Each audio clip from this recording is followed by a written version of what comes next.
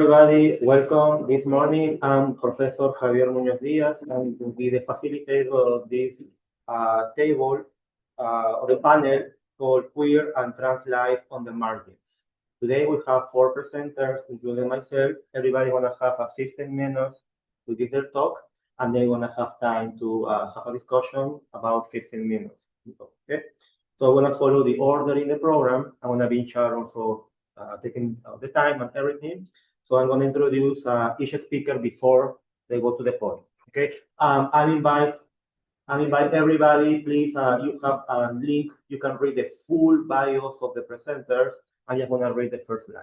Okay. We want to start with Dennis Thom. The presentation is titled "Architecture of Queer Memory: The Afterlife of New York Hudson River Piers." Dennis Thom recently completed a PhD in anthropology at McGill University. The dissertation, Architecture of Queer Memory, The Afterlife of New York Hudson River Piers, is an ethnographic and archival study on how the circulation of the piers architecture mediates a cultural memory, particularly within artistic and curatorial practices. Yes? So much.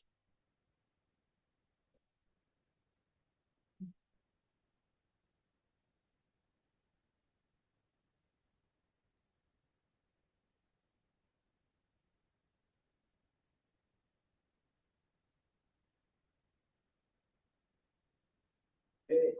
Well, thanks so much for being here. Very excited to be presenting with all of you. So the material I'm presenting is kind of taken from different chapters from my dissertation.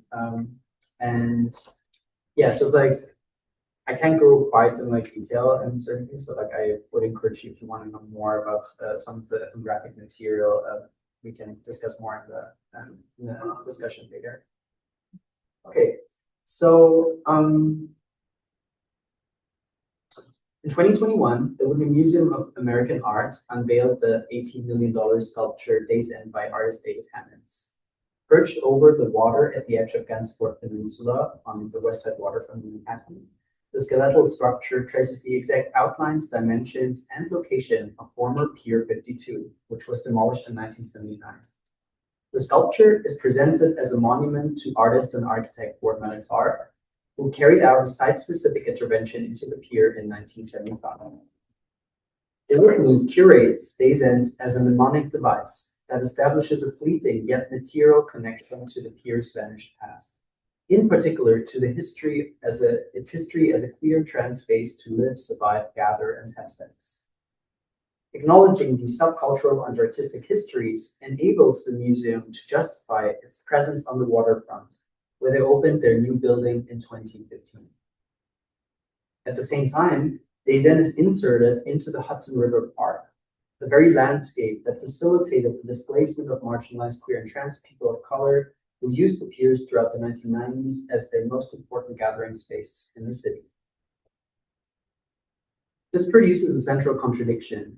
How can this sculpture commemorate the very subculture it contributes to dispossess? In this presentation, I trace the piers as what I call architectures of queer memory, as mnemonic objects of great significance for queer and trans people that, in recent years, have increasingly circulated through the institutional context of New York's arts. I ask, how is the piers memory mediated through the through the aesthetic cultures and material forms it circulates through? In other words, how does the circulation as an aesthetic object, particularly through the capitalist art market, shape how this history is remembered? What role do architectural forms and imaginaries play in this process? So in the first part of the presentation, I'm going through some of the curatorial narratives produced by the art world and queer scholarship to remember the piers, especially through Days End's citation of Boardman Clark's artwork and the photographs of Ellen Belcher. And so in that first part, I'm trying to trace how the piers emerge as nostalgic architectures of possibility, of collapse. And then in the second part, I will return to Days End, and I will offer a more complicated reading based on my ethnographic work. Days End's capacity to function as a mnemonic device hinges on its citation of Boardman Clark's artwork of the same name. In the summer of 1975, without permission, Meta Clark spent 2 months cutting openings into Pier 52, an enormous industrial structure that, like many other warehouses in the area, stood abandoned on the water. The cuts allowed light to enter the vast interior, ranging from a thin stripe of sunlight in the morning to full radiance during the day. In his most recent work, Jack Halberstam takes up Meta Clark's aesthetic grammar of unbuilding and controlled collapse as an inspiration for trans politics in the present. In this reading, an architecture is not interested in building, but insists on unbuilding capitalism, hetero, and cisnormativity. It articulates a radical anarchist politics that refuses inclusion, assimilation, and respectability. For Jack Halberstam and for the Whitney alike, the connection between Day's End and queer and trans life on the Piers hinges on the photographic work of Alvin Baltrop. Baltrop's thousands of photographs from the 1970s and early 80s form one of the most extensive visual records of the Piers. Baltrop photographed Day's End and documented its interaction with the sexual subcultures that Meta Clark had initially locked out. Before beginning his cuts, Meta Clark closed the holes in the building, installed locks, and appropriated the space. So in this sense, Baltrop's images reinsert the artwork in the subcultural abuses that took place in the pier at the time. The image you can see here appeared on the cover of the Art Forum in 2008, accompanying Douglas Crimp's article that introduced Baltrop and, with it, the Piers to an art world that had rejected Baltrop during his lifetime. He passed away in 2004, and his work only started to circulate posthumously. Placed alongside Meta Clark, whose work became canonical for the radically experimental art of the 1970s, Baltrop's photographs allow the Piers to be seen with the spectacular aesthetic of gay sex in ruins. Collapsing buildings and cruising bodies come to embody an entanglement of sexual possibility and decay. The effective pull of Baltrop's images lies in the entanglement of an architectural nostalgia for the 1970s New York as a vanished world of spatial possibility, and a gay nostalgia for pre-AIDS sexual cultures and a lost culture of possibility, to stay with Douglas Crimp. So architecture here becomes the carrier of the art world's consolidation of the cultural memory of the Piers. In other words, memory becomes intimately tied to the aesthetic and institution and architectural forms through which it circulates. But what does it do to cultural memory that is mediated through the desire for the spectacle of urination and possibility? What do these aesthetic forms tell us about nostalgic desires for the Piers' return? To understand this nostalgic pull, I believe we have to turn to queer theory in the 1990s and its struggle to defend places of public sex under the threat of policing and gentrification. Pre-AIDS sexual cultures became mnemonic objects through which queer politics were articulated. So I'm thinking in particular here of the work of Michael Warner, but also the seminal essay by Berlante Warner, Sex in Public, and of course of José Esteban Muñoz's Ghosts of Public Sex, in which he argued that hyperbolic notions of lost spaces can function as queer utopian memory. So spaces like the Piers here emerge as architectures of possibility that provides an ephemeral and fleeting images of what Muñoz calls the whole of public sense. But if we take the spatial collapse of the Piers seriously, what emerges is not only possibility, but also ruination. The slow collapse of the buildings mirror forms of undoing through sex that take place within them. Andrew Holleran famously asked in 1979 in an essay, "Why do gays love ruins?" interrogating the appeal of abandoned spaces to gay men. The nostalgia that emerges here is one for ruination, for a time in which the self could be undone in spaces like the Piers, mirroring the building's collapse. So here I'm referring to more queer negative associations and aesthetizations of prison spaces like Leo Bersani and John Bolton. The aesthetic grammar of gay sex and ruins has come to function as a fetishized memory object. It overwrites the Piers' longer history and turns it into a commodified image that circulates through the art market and institutional contexts, shaping how the Piers are remembered. The collapsing pier buildings that the art world and certain queer remembrances focused on were torn down in the early 1980s. and the empty platforms that became after a gathering space for queer and trans communities of color. Some of you might recognize the Piers from, for instance, scenes in Paris is Burning, from footage of Sylvia Rivera living on the Piers in the 1990s, or the short documentary Fenced Out. This film was produced by a group of youth, many of whom were living in the shelter system and gathering at a community space called the Neutral Zone. Fenced Out documents the fencing off of Pier 45 and the loss of represented, not just of space, but of safety, community, and the precarious forms of life they have practiced. The piers appear not as sites of erotic spectacle, but as a vital infrastructure, a place to rest, connect, and access housing. Rather than nostalgia recuperating the past, the film insists that the disappearance of the piers is ongoing and unfinished. It demands not remembrance alone, but struggle in the present. Hudson River Park was conceived from the beginning, and that is in the 1990s when they started planning it, as a spatial technology to displace queer and trans youth of color from the piers and to target their forms of life that clash with the accelerating gentrification of Greenwich Village. Its architecture encourages movement rather than gathering. Runners and strollers break up congregation. Quality of life policing is embedded into the very design of this public-private park. In this sense, the park operates as what one could call an architecture dispossession. It is within the spatial environment that Day's End now stands.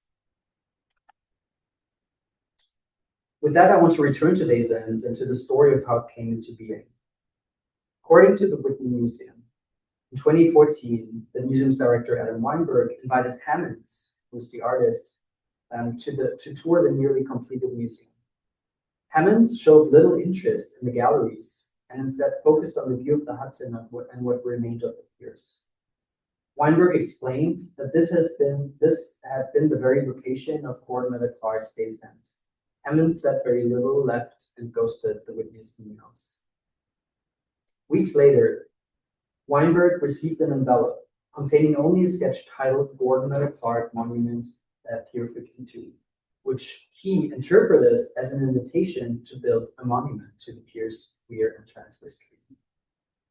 Hammonds insisted in the planning meetings that the structure be placed exactly on the original footprint of the buildings, otherwise, he said, it would be a failure. He never accepted any form of payment.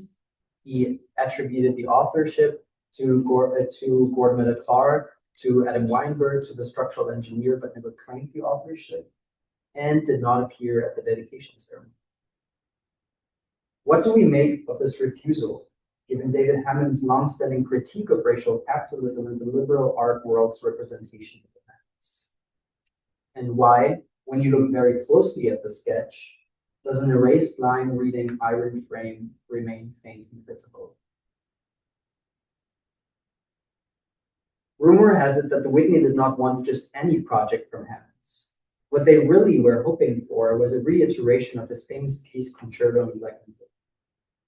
In 2002 at Ace Gallery in New York, visitors entered a pitch black space with tiny blue flashlights offered upon entry. The flashlights were activated by manual pressure and had to in order to keep them illuminated. Stumbling through the darkness in search of art, visitors found nothing, just an empty gallery. Glenn Ligon reads the work as refusing the representational demands placed on Black bodies, asking what it would mean to be from nowhere, to have no identity and no personality. This, I was told repeatedly, was the work that Whitney wanted.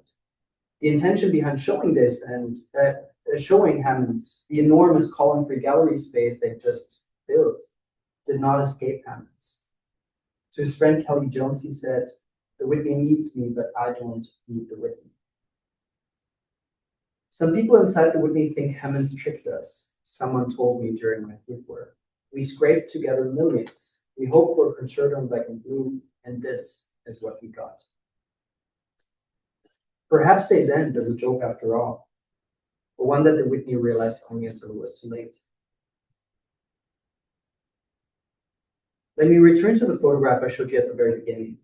Taken from the Hudson, the image, part of the museum's official documentation, stages the Whitney as being framed by Day's End. From this angle, the sculpture's thin upper steel beams appear almost perfectly parallel to the museum's roofline, creating the impression of a framework around the building itself. The afternoon sun reflects off the Whitney's windows and illuminates an intersection of steel beams, almost making them disappear in the dazzling light. Taking this optical frame seriously, one could argue that Day's End not simply frames the past, it frames the Whitney and its claims to queer history. I want to suggest that Hammond's artwork is not the sculpture itself. His gesture consists in sending the sketch. The Whitney, eager to justify its presence on the piers and to acknowledge a queer past, built itself an iron frame, a structure meant to hold meaning, history, and memory. Yet the gentrified landscape it inhabits, which has violently replaced the subcultural uses it seeks to commemorate, that meaning dissipates. The institution is left in an endless loop of interpretation and curation, compelled to produce meaning where there may be none, to signify what resists to be signified, to remember what refuses to be remembered. In this sense, Day's End might be a fugitive gesture, one that defies resolution and forces those who attempt to solve its riddle through curation to end up saying more about themselves than about the artwork itself. Thank you.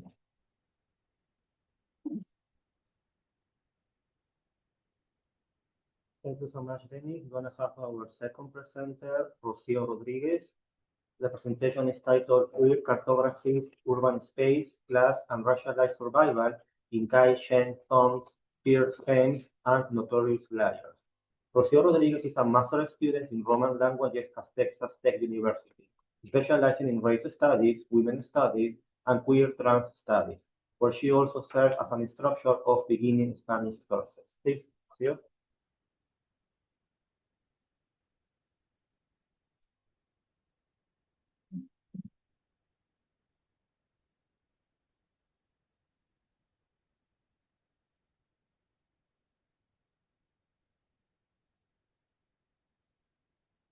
Good morning, everyone. I'd like to begin by thanking the organization of the Relation Conference and the moderator, Javier, and obviously you for coming here to listen to.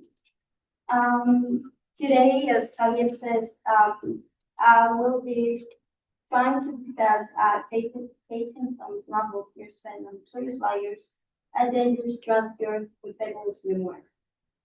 Thom is a Chinese-Canadian writer and poet whose work sits at the intersection of transfeminism, race, and storytelling as political practice. Now published in 2016, Fierce Femmes and Notorious Liars is her debut novel, and in announces itself for the title Something Deliberately Unruly. It's part of a coming-of-age story, part urban myth, part femme manifesto.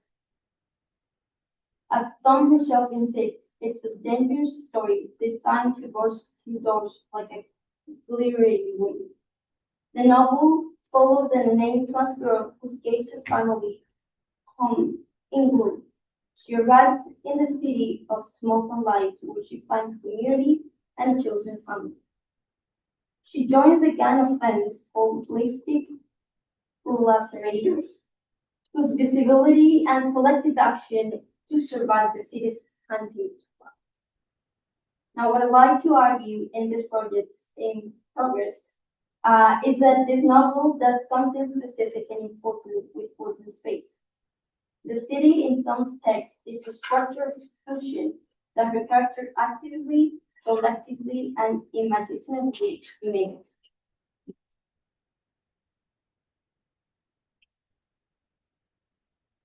Now, the protagonist's journey from gloom to city of smoking lights is not simply a change of location.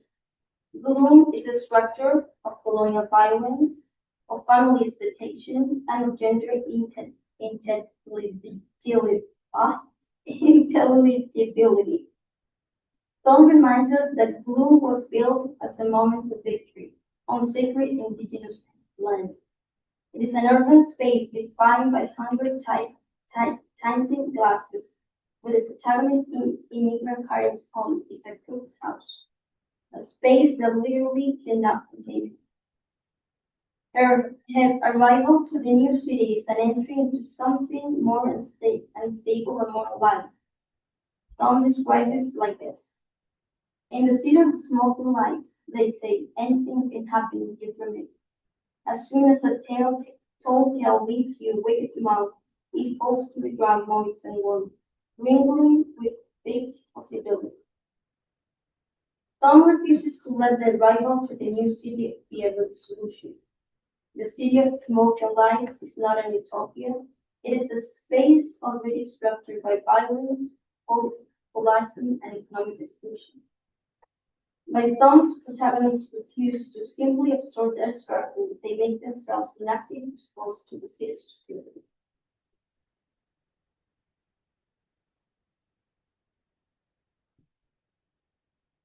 Now, at the heart of the novel is the Street of Miracles, a semi-mythological space for off-perpetual nighttime where trans women gather, work, and build community.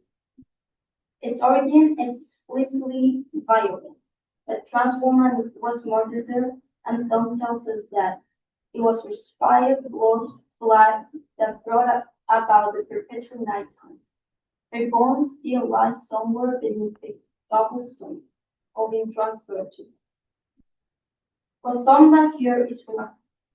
She takes in an act of anti-trans violence, the kind the city, like glue, introduced routinely and structurally, and transform it into a sacred place.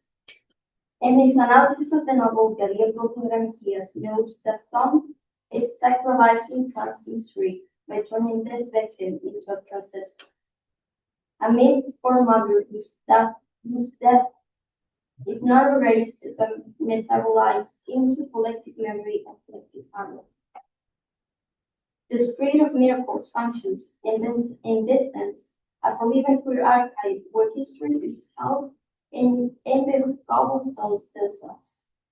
As Javier Cheng suggests, this kind of storytelling provides new decolonized language and imagery through which trans women of color can affirm their lives apart from the state institution that historically criminalized them. By centering the first femme, Thom ensures that these women are not merely statistical victims of the city, but part of the spiritual lineage. Crucially, the street is defined as a sanctuary, which the protagonist famously defines as a place the door only locks from the inside. In an urban landscape that constantly exposes trans body to violence, this is a radical spatial thing.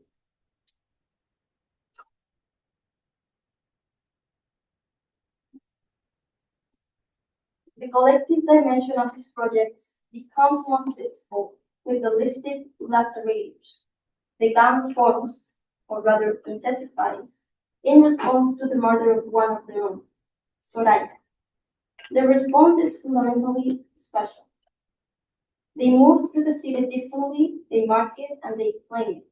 Their message, painted on an alley wall, "You must be friends to get with us," is far from that than a threat.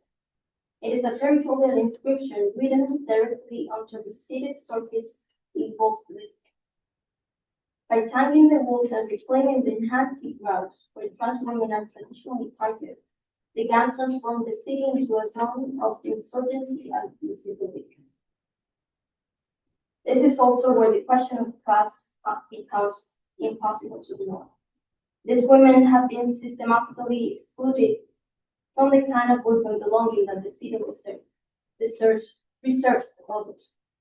Thom is explicit about her protagonist's rejection of that offer. In one of the novel's sharpest moments, the protagonist finds herself in a luxury condominium and is struck, almost undone, by the luxurious toilet paper. The detail is funny, but it's also devastating. She describes it as something beyond imagining, a product of a world so rich it feels heavenly. It names the textures of class difference with more precision than any theoretical framework.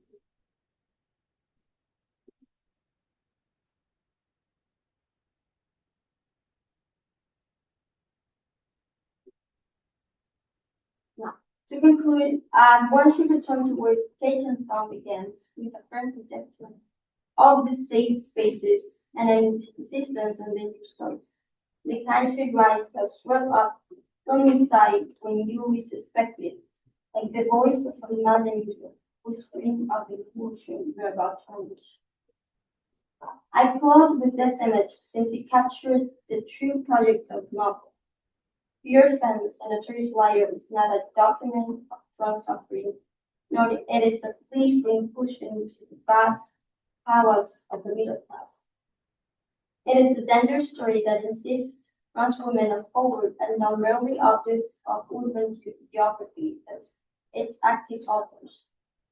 Some storytelling is in itself a form of spatial practice, a way of writing a new city into existence. The protagonist ends the novel not with a static arrival, but with a commitment to movement, drawing a map of myself in the stars. This is the peer cartography that I have tried to propose today.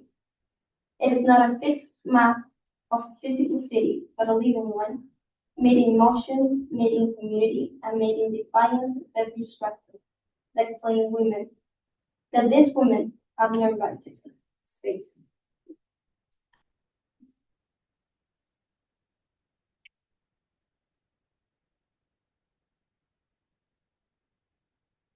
Thank you so much, Rocío. And we're going to have our third presenter, Samrat Sharma. Presentation is titled Vulgar Belongings, Gandu and the Affective Economies of Hijra Kinship.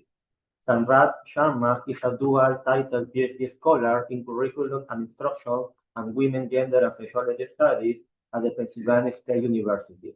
The research focuses on informal pedagogies, trans studies, transnational feminism, and queer world making. Thank you, Sharma, for it. Good morning, everyone. I hope I'm audible. I'm a dual title PhD student, which means I'm getting a PhD from two departments at Penn State, that is education and women, gender, and sexuality studies. I'm in the last year of my PhD, and I can't wait for it to be over. What I'm doing here is I'm presenting about some material from my first 4 or 5 months of my fieldwork, and then immediately after this, next month, I leave for India again for 8 months to continue my fieldwork. Okay? All right, so let's begin. All right, so before we start, you will see snippets like this, which is part of my fieldwork. This is like what I do. This is my process. I make images and I write titles, and then on the next page, I write details. All the names that I'm using are pseudonyms, as well as please note that they, because this paper concentrates on cussing, you will hear many cuss words that are specifically targeting the LGBT community in India, and I translate them in English as well. So, but just remember that it's all in context, and I'm kind of building towards something. On a hot summer afternoon in Amar Colony, New Delhi, India, Rekha began describing her lover, Elliot, his touch, his care, the shape of his deltoids. She was tracing it with the fingers in the air. As she spoke, her narration shifted into something else. She imagined living a life with him, cooking for him, caring for him like a wife. Before the fantasy could settle, Komal interrupted. Hum Ganduon ke shohar nahi hote. Faggots like us don't have husbands. They both burst into laughter. The laughter lingered, and then it broke. What followed was not speech, it was a shared sigh. I begin this paper with that sigh. This paper draws on ethnographic fieldwork with the Hijra communities in Delhi, grounded in everyday interactions, conversations, and what might be described as attentive hanging out. Following feminist reflexive ethnography, I treat knowledge as relational and co-produced, shaped through presence, proximity, and interaction rather than detached observation.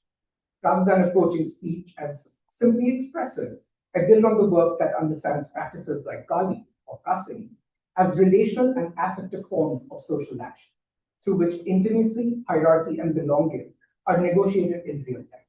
Now, Hijras are a gender non-conforming group. They have a long history In India, they are seen in the mythological textbooks as well as we find them in the writings from the Mughal dynasty, which is from 15th century to 18th century, and later by the British archives when they colonized us. And we also have the Indian government that has been, especially in the last 10 years, been talking about how to legally recognize the third gender in the country. They have these specific professions, for example, begging, sex work, and badhai, which is ritualistic blessings. The participants that I worked with engaged in the employment of begging. Okay? Now, my paper explores the term Gandu, and Gandu has many meanings. It can mean something as simple as an idiot or a silly person. It can also mean someone who gets popped up the ass. Colloquially, it also translates into faggot. Also, Gandu can also mean someone who's born out of the ass, right? So someone who's just oriented in the wrong, right?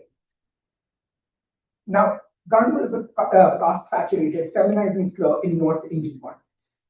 But I see it not simply as an insult, but as a vernacular category that structures how desire, labor, and belonging are lived and negotiated within the Hijra communities. Rather than treating this language as internalized stigma, I approach it as a form of vernacular power, one that sustains and constrains everyday life at the same time. What struck me in this moment that Rekha described was not the interruption of desire, but its persistence. Reality hits. The dreaming never stops. As Sarah Ahmed reminds us, emotions do not reside in subjects, but they circulate between bodies. They attach value and meaning as they move. In this sense, the word Gandu participates in affective circulation. It produces shame, but it also produces humor, intimacy, and hierarchy through its movement. At the same time, Datta reminds us that categories like transgender that are used in the Indian context work in a very different way. They call it the process of vernacularizations, where categories like Hijra, Kothi, Panti, transgender, all of them collapse into very localized contexts, which produce these particular identities that are then picked up by NGO and the state to kind of regulate. Then what falls out of but in all of this, what falls out is is left behind are these vulgar, caste-marked, and affectively dense registers of queer life, and that's what my project concentrates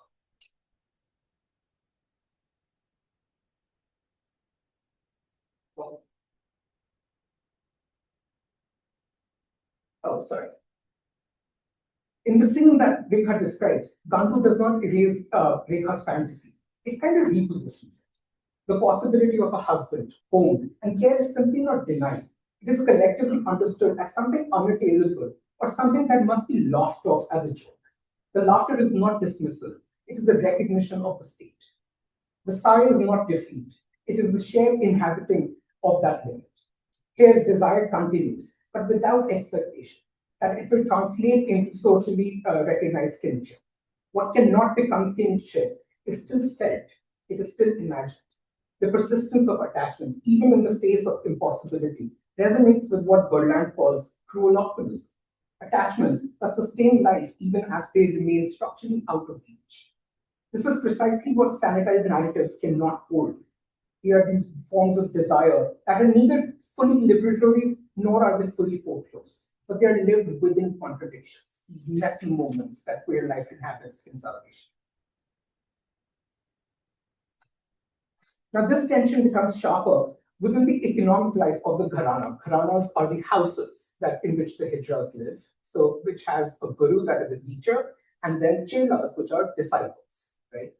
If you want to loosely understand this, think of it as drag houses in the West. Right?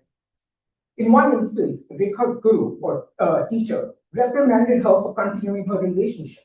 She says, "Tere pyar ke chakkar mein ghar ko gaye ki jagah sand ka doodh tha." Because of your love affair, the household got bull's milk instead of the cows. Here, the lover's semen is figured as sand, literally bull's milk. And it is not merely mocked, it is rendered economically unintelligent. Drawing on Bachman's notion of carnival as Kali here stretches the point. and sexuality into this grotesque axis that is taking place. Yet this axis does not fully undo the hierarchy, as Carnivallus, if you read Carnivallus, it's a temporary disturbance, it's never an overthrowing of the social hierarchy. It simultaneously reinforces hierarchy. What is at stake in this moment is what I call the economy of semen. Semen is not neutral. It is evaluated in relation to kinship, labor, and futurity. Where heterosexual reproduction ties semen to lineage and legitimacy, here it becomes an axis, something that cannot be converted into value for the household. Rekha's intimacy is thus not morally disciplined, but positioned as non-contributing to the collective life of the Ghara. This complicates the contemporary narratives of trans inclusion, especially in India, that assume this very linear moment towards dignity and recognition.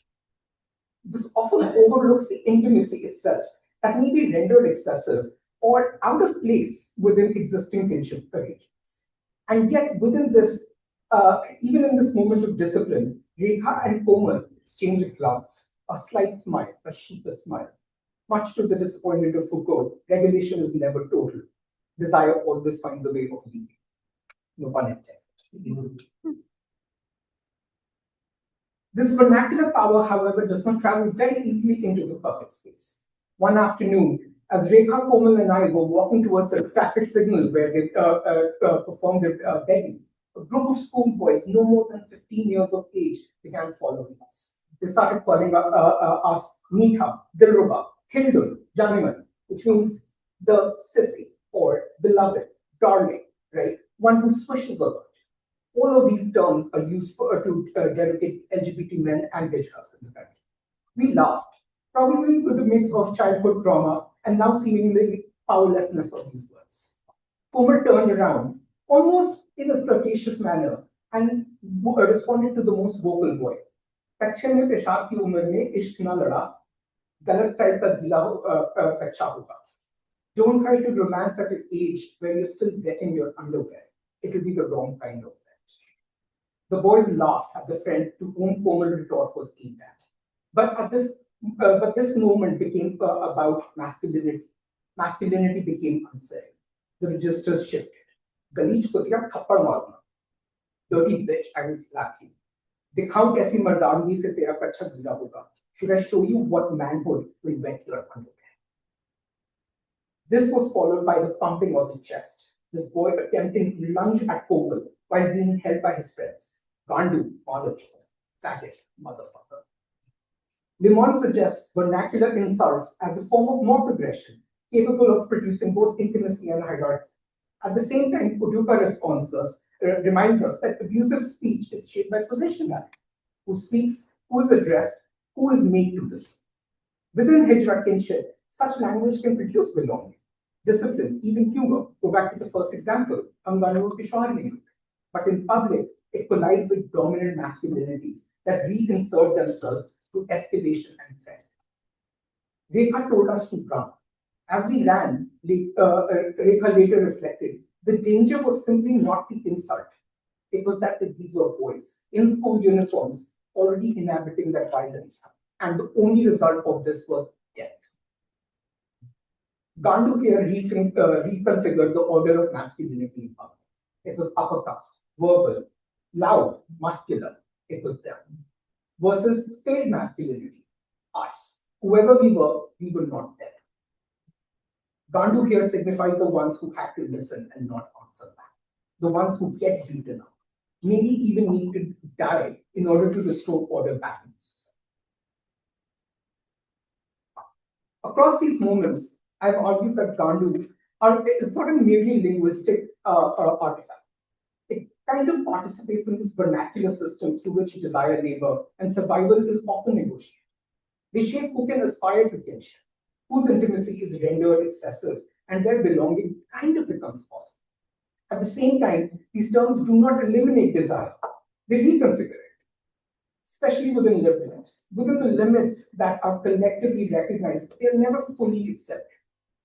The study suggests that identity is continuously negotiated through these kind of interactions. They're shaped by speech, affect, and relational position.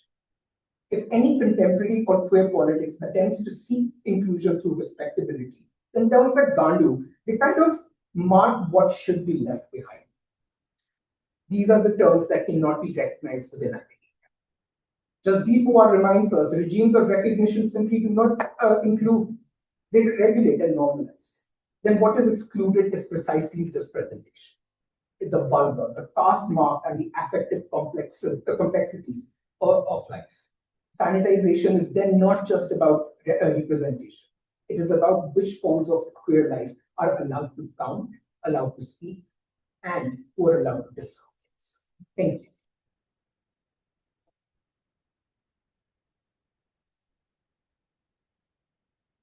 Thank you so much, samrat. And I'm the last presenter, and I'm going to introduce myself.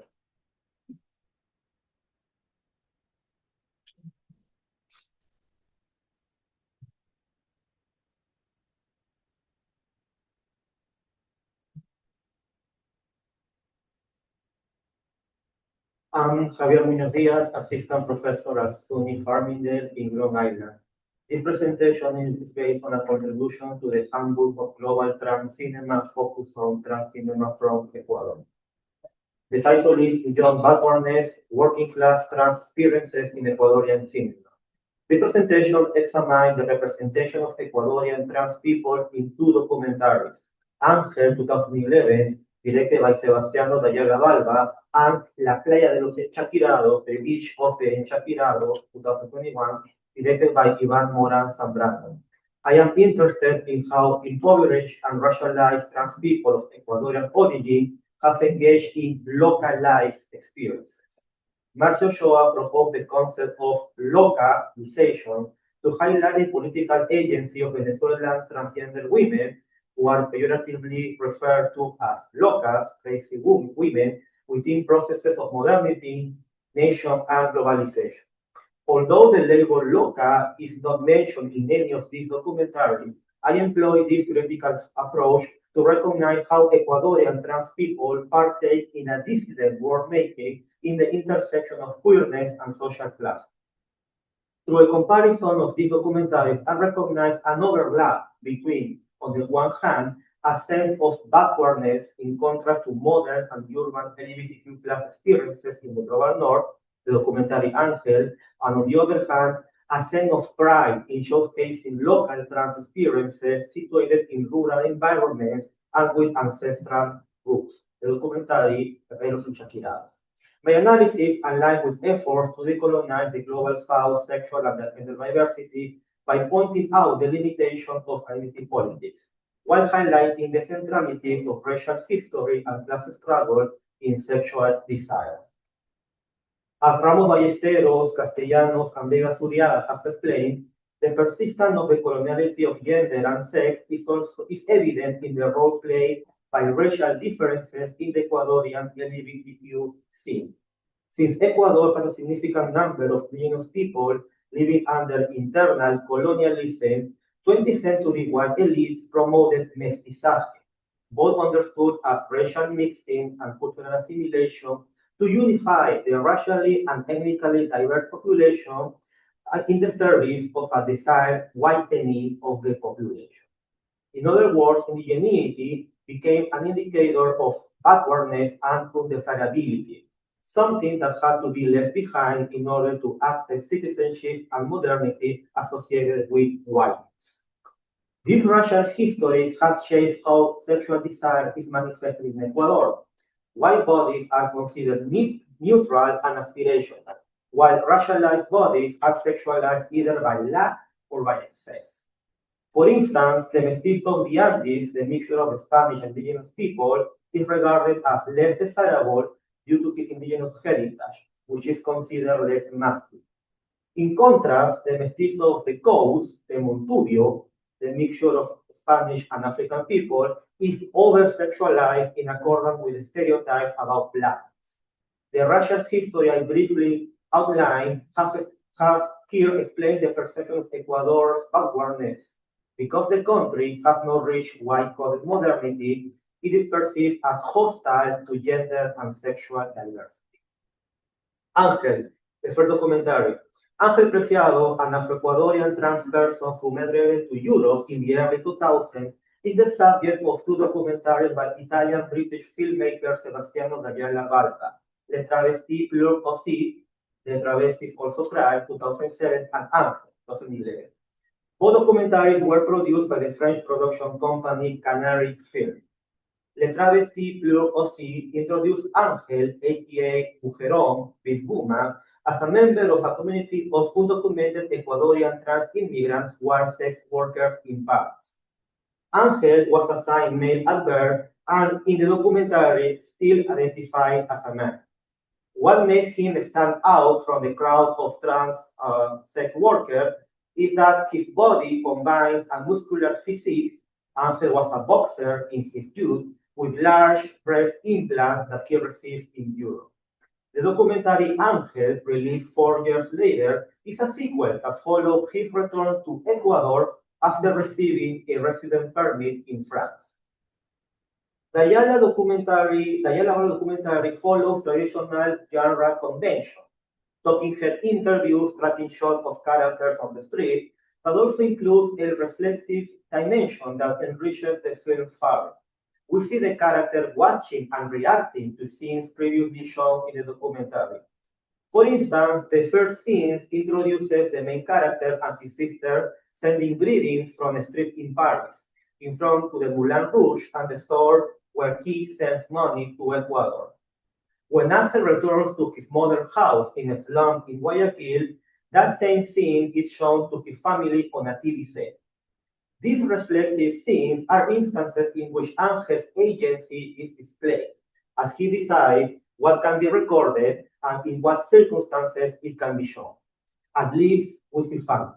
However, this reflectivity does not fully acknowledge the filmmaker's role as a non-Ecuadorian person serving as a mediator between these communities and cosmopolitan audiences.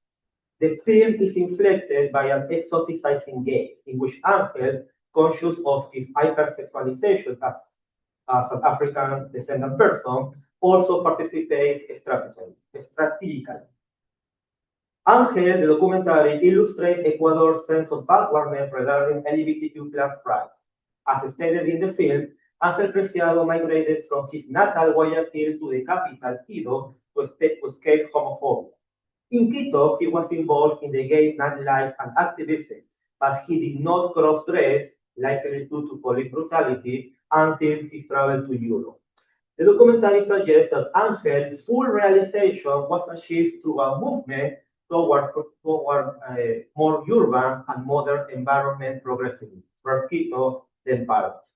This opposition between center and periphery is dramatized when Angel gives his family an array of photos of his life in France.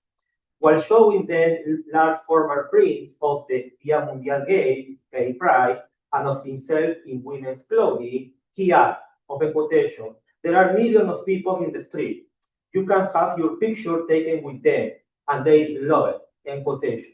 The tolerant attitude of the French people toward sex gender dissidents contrasts with the transphobic slurs that Angel received while walking in daytime through the streets of Guayaquil. Angel family has an ambiguous perspective regarding gender and sexual diversity. They seem to accept Angel insofar as he sends money from Europe, but they do not acknowledge the fact that he is a sex worker. As Angel's mother states, although the family does not have an optimal relationship with her son, things could be worse. Open quotation, rather than having a son who is a thief or a druggie, I have a maricon, a father. End quotation. Angel is aware of the transactional nature of his relationship with his family, becoming, as Sonia Kerfa puts it, a paterfamilias with the authority to demand better use of the money he sends. However, to Angel's despair, his mother's residence is infested with cockroach and still lacks a proper bathroom. Indeed, Angel has been sending money to build a house on a plot of land he bought in the Ecuadorian Amazon. But he eventually discovered that the property is abandoned and the money has been squandered. The documentary promotes viewer empathy for Angel by relying on a melodramatic device. There is a moral opposition between him, a good-hearted and generous person, and his family, wrongdoers who live off his word and swindle. Notwithstanding the specific circumstances of Angel's upbringing, the negative portrayal of his family reinforces the opposition between center and periphery, positioning Ecuador as a backward space. Now, La Playa de los Enchakirados, in contrast to Angel, La Playa de los Enchakirados showcases a trans experience specific to rural Ecuador, the fishing village of Engabao on the Pacific coast, where gender non-conforming people are integrated into the local economy without experiencing the same level of transphobia as other parts of the country. Directed by Iván Moran Zambrano and produced by República Invisible, this documentary started as part of the academic project Ethnoarchaeology of Sexual Identities in the Pre-Hispanic Ecuador. The documentary director accompanied an archaeologist and an anthropologist, Maria Fernanda Ugalde and Hugo Benavides, to meet Engabao trans community, who had appropriated the term enchakirado, a bearded person, to self-identify, thereby establishing a lineage with pre-European invasion cultures and promoting a sense of local pride. The documentary primarily focused on the daily life of Vicky, but it also introduced other members of the local trans community to a lesser extent. The Enchakirado community participates in a broader re-indigenization processes in which the people of Engabao seek to distance themselves from Ecuadorian mestizo culture and reclaim their indigenous heritage. The term Enchakirado first appeared in 16th century Spanish chronicles that account for same-sex activities, what they call the heinous sin of sodomy, in the territory of the Manteño Huancavilca culture. These sexual activities involve young male individuals wearing beads, that's the name Enchakirados, and were likely part of ritual performances. Notwithstanding this historical evidence, ethnohistory and archaeology have traditionally overlooked traits of ancestral gender and sexual diversity in the Ecuadorian coast until recently. After the publication of Benavides' first article about the Enchakirados in 2006, the Engabao trans community started to politicize the label to claim a lost historicity. On that note, the Enchakirados speak of a localized experience that stands as incommensurable to global LGBTQ+ discourses. According to Ugalde and Benavides, Engabao and its surrounding areas have maintained a tolerant attitude towards sexual dissidence that starkly contrasts with the rest of the country. While some researchers link this relative openness to sexuality with the legacy of the Manteño Huancavilca culture, I want to point out the impact of Ecuador racial history as well, illustrated by the hypersexualization of the Montubio, the mixture of Spaniard and African descent people. Filmed over 2 years in the mid-2000s, Los Enchakirados is described by its director as a post-trans film, since its subject is not a conflict generated by the gender identity of the protagonist, Vicky, but rather her daily life and romantic longings. Stylistically, the documentary is observational, with long static shots of everyday activities and little narrative conflict. No taking head interviews or voice-over narrators are included in the footage. These stylistic choices aim to offer a portrayal of Vicky that challenges traditional tropes about transgender women. In the morning, she boards a boat and fishes with other men. And at night, she serves customers, including children, at her bar. Vicky moves fluidly between two environments. One traditionally masculine, fishing, marked by hard physical work, and another more social and feminine, hospitality, yet in a leading role as a bar owner. Nevertheless, while Vicky's gender identity is never questioned, she faces sexual harassment from drunk male customers and struggles with having a long-term relationship, which may be connected with the fetishization of transgender women, but the documentary doesn't mention this. To cope with emotional distress, she spends her days watching Venezuela telenovelas upon pirated DVDs and identified with the melodramatic heroine. Interestingly, aside from the film's credit, the word Enchakirado is never used in the entire documentary. In one of the early scenes depicting Vicky's bedroom, A silver bead necklace is casually displayed next to lipstick and powder foundation. In the last sequence, Vicky wears that necklace and other bead appliances, walks by the beach, and stands smiling proudly. The final image of Vicky, featured in a documentary advertisement, encapsulates her entire journey as an enchatirado, a down-to-earth character who faces the same challenges and enjoys the same feast as the rest of the inhabitants of Engabao. As mentioned before, the scope of the documentary is limited, as it focuses on a single person. However, it constitutes a significant step toward decolonizing sexual and gender diversity in the global south. The famous Enchakirados refutes the stereotypes that links rurality with transphobia and shows a racialized, gender non-conforming body that clashes with LGBTQ+ discourses prevalent in modern urban areas. Within the context of an hegemonic Ecuadorian activism that promoted a neutral subject, the Enchatirado community stands as a reminder of the importance of localizing trans existences in historical processes of racialization and commodification. Gracias, Femi.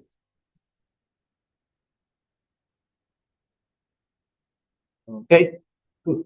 I don't stop talking. So now we have time, we have 15 minutes to some discussion, some exchange among the presenters and maybe the audience. I take some notes. I very enjoy every single presentation. I learn a lot. That's the best part of attending conference. You always meet people and you always have more material to review, more novels to read. So that's fantastic. Anybody in the audience have any comment or any question for presenters?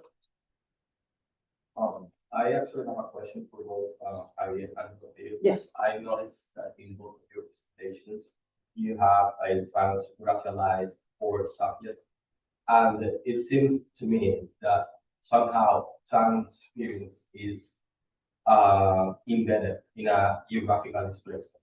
Because you mentioned, I remember that Angel moved from Guayaquil to Quito, yes, I think the capital of Ecuador. Yeah. And he's well, actually, he's a resident in France. No, and then he travels to France. And then yeah, he migrates to France. Okay. So from more rural poverty space or more metropolitan space, let's say, and also Thom's character also moves from the gloom to the city of smoke and lights. So I think I want to ask, do you think that this geographical displacement is embedded more in the time experience, on poverty, on race? I don't know. I want to see what are your thoughts on this question. Yeah. Thank you. Yeah, thank you. Want to start? Yeah, that's the I would say that's the dominant narrative, and it's a combination of different things. Okay. There's obviously the economic aspect. Mm-hmm. There is also the cultural one, and that's a narrative like a queer people who grew up in rural environments. They are characterized as more conservative, and they move to more rural areas where they find more acceptance, or just people don't know them, and they are able to build community. That's, I would say, is clearly the case with Angel. He's a Afro-descendant people. His family still live in Guayaquil, which is a big city. It's a big city in the coast. But the narrative is he needs to travel to Quito because his family was not in Quito. And then when he travels to Europe, then we start cross-dressing and affirming gender possibilities. So the narrative is Angel needs to leave their semi-rural environment in order to achieve realization. And that's the dominant narrative that I find everywhere. Yeah. And there is a movement that tries to contradict that, like you can find trans life thriving in rural environments. And that's the comparison with Enchakirados. When there is a fishing, which is a particular case, it's very specific. You can mention in Mexico with the Muche community and other also rural environments. So it's a trans community which is integrated into the economy and is accepted. They still suffer different marginalization, but mostly sexism, right? Not connected with specific transphobia. So that's how I decided to talk about each documentary, to make that comparison. The ideas are like in order to access to diversity, you need to go into more urban, quote unquote, modern spaces. You can find that acceptance in rural spaces like in Hanoi. For Thom's, I think it depends on the novel, but on this case, I think it's her inability to be accepted by her father, well, parent, and she describes it very well because she says her parents' house is a crooked house, which to me it's kind of a metaphor for a cage. She cannot be herself, so she needs to move out. I think she's 16 when she moves out. She's 16, so she's a minor, she has no money. So in that case, it's like she's poor. So in this case, it's the inability to be accepted, to be herself. So that's why she has to move to. They're both cities. It's just like she needs to find this family, this community to be accepted and to be herself. I don't know if that's answers your question. Thank you. Any other question? No? I have a question for both Nick and Samrat, Dennis and Samrat, sorry. Because talking about cities, it's New York City, it's that city, but it's on the edge, right? It's in the very limit, and it's a space. You mentioned gentrification, right? You briefly mentioned about hygiene, and I'm wondering, like, if this process, because you show the picture of sexual practices taking place on Piers, and there's an archive about that. What role play hygiene discourses? Like we need to clean, we need to sanitize the spaces, and how that might be connected with discourses about modernity, right? Of being modern, being citizen, right? And these sexual practices which are dissidents, but also seen as dirty, right? Maybe you have elaborate or something to think about it. For you, Samrat, I'm not familiar with the Hijra case, so I learned a lot today. And I'm wondering, is because it's based on an ethnographic work, right? I'm wondering what is the geographical scope of your research? I'm talking about something we discussed previously, this polarity between urban and rural.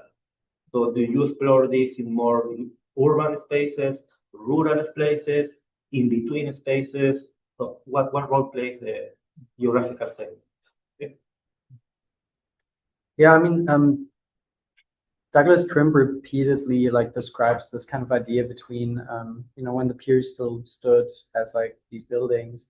What separated the piers was like an elevated highway, and the elevated highway was essentially like separating two sides of Manhattan. One side in which like you have the city, you have I guess like you have a respectable space, and then on the other side you have these like kind of like falling apart buildings.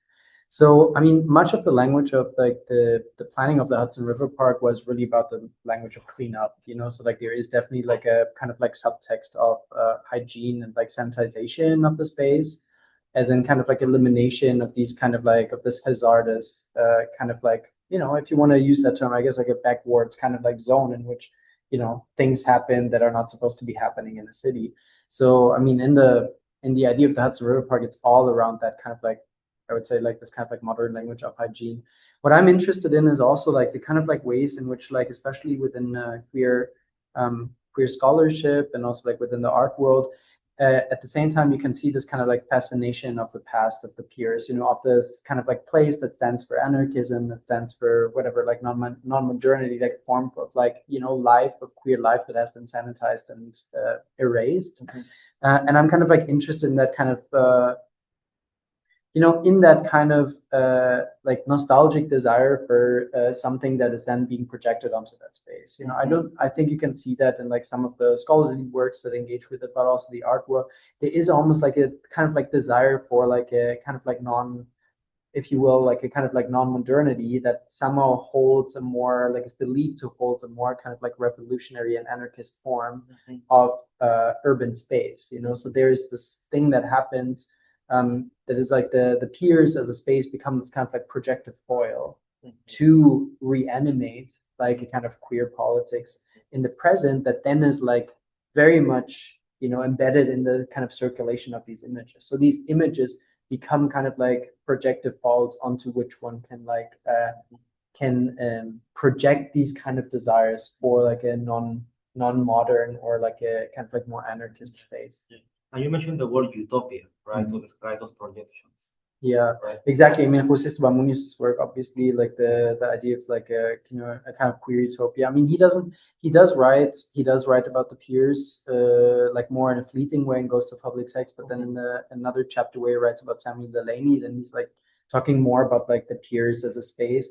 And exactly, they kind of like emerge as this like site of like, you know, as like delivering glimpses of this like whole of public sex that happen in these kind of zones. You know, the idea that we can kind of like get a, like through a narration of the past, we can kind of like get a glimpse of how, the queer future could look like. Yeah.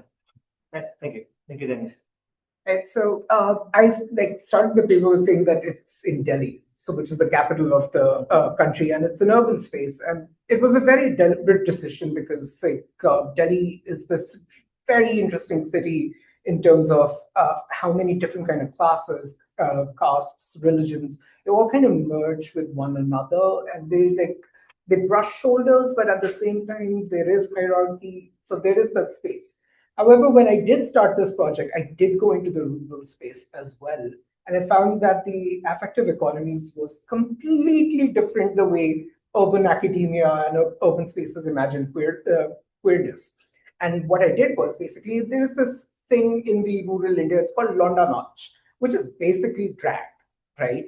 But it's very caste coded. Only young adolescent boys who are from the Dalit community or the low caste community, they're the ones who are made to cross-dress, right? And then I talked to the patrons, these upper caste landlords who were like, hey, and who were like calling these boys to perform for them as a form of celebration. And by the end of it, would sleep with them as well. And then I found out that those Thakurs also have affairs with Hijra people. And then I was like, this is very interesting. Let me go and talk to the wives. What do they think? Because it's an open thing. Like the Thakur is going to have an affair and will have a wife. And the wife basically was very forthcoming, and she said, yeah, it's something that these men do. But I told him that whatever he does, he needs to be doing it outside the house. And he must come back and perform his duty, give me a son. Whatever he does outside the house is fine by me. And it really kind of broke my mind, because the way we were talking about queerness, especially the legal definitions, was that how India basically decriminalized queerness was that they said that whatever you do in the four walls of your room, no one can ask you a question. And in the rural India, people who basically turned the private space, these four walls, into a very hetero space, which depends on lineage and birth of a son. And queerness is something which occupies this space out in the public, right? So it's almost this reversal that is taking place. Right now, for this project, I decided to do to explore the urban space and how like these speech practices are being used to negotiate identity within the community as well as outside as well. Because there is a major hierarchy in the Hijra community. Like there is Nayak, then there is Guru, then there is Chela, then there is Nati Chela. Like there's this very strict hierarchy that needs to be followed. And we have this really famous ethnography by Gayatri Reddy, who does this work that, oh, look at the houses, look at the practices and everything.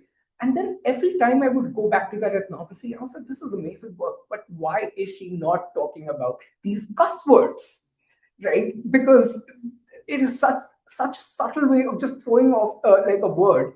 And then in that way, the Chela is challenging the Guru, right? So these were some of the things that I decided that the city kind of allows us to do that. Because the city, because of modernity and all, they want to pretend that they're not caste-coded and they allow access to different people. Rural India is not like that. you cannot walk through certain spaces if you're not of the right caste or gender. Yeah, I think it's my pleasure. We have got time for one more question. Yes.